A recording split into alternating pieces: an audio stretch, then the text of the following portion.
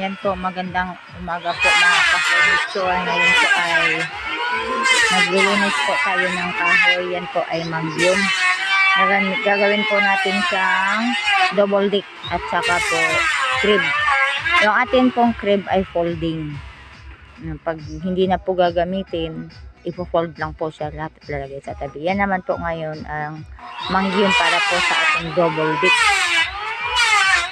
Order po yan ulit ng ating dating customer. Repeat lang po na customer yan mga furniture. Yan po yung ginagawa po ngayon. Tapos ang nakikita po ninyo ito mga ka-furniture, yung malapad po na yan. Yan po ay para naman po sa order na dining table. Ayan. Yan po ngayon, sinasizing po yan siya.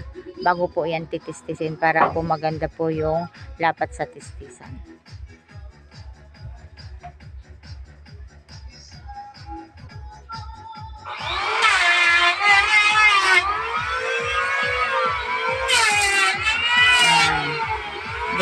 Good morning mga ka-furnitures. Nandito po tayo ulit ngayon sa ating shop at gumagawa po ulit tayo ngayon ng double dick. Ayan po, nililinis po yung kahoy at isa-sizing po yan para pagdaan po sa tistisan mamaya ay maganda po yung labas po, pantay-pantay po siya.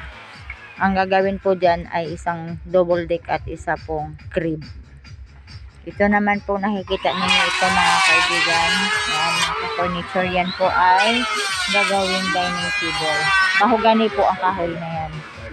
Yan, kalapad po niya, no? Ayan ang haba. Yan, ang lapad.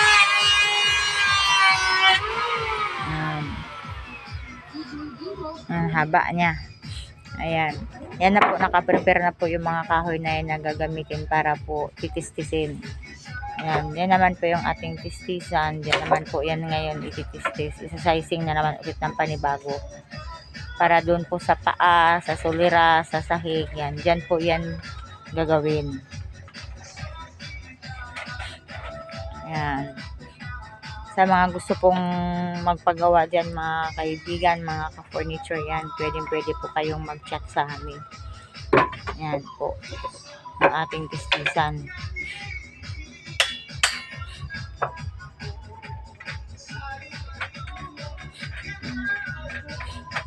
Yan po ang aming hanap buhay dito.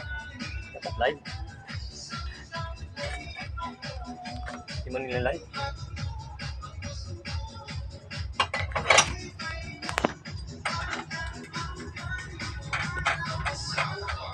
Dapat na live para